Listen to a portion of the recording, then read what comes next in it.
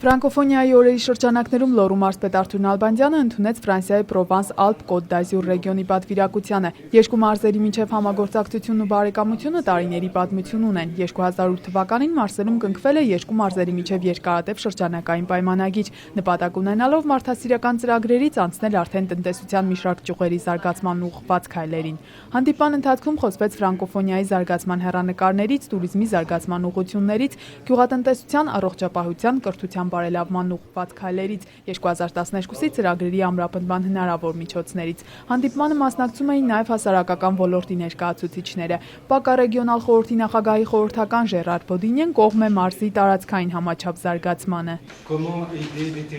Ես ճանաչում եմ Լոռին։ Մենք պետք է օգտակար լինենք, որ զարգացումը լինի համաչափ։ Այստեղ տնտեսության զարգացման հետ միանշանակ կապվում է տուրիզմի զարգացումը։ Որպես այցի մշակութային մաս արդեն Ստեփան Զորյանի տուն-թանգարանում Եվրոպական կրթական ակադեմիայի Վանաձորի մասնաճյուղի ուսանողների կողմից ներկայացվեց Վիկտոր Հյուգոյի Փարիզի Աստվածամոր տաճարի բեմականացումը։ Աննա Պեչենևսկա, Արտակ Բրուտյան, Մոլորակ։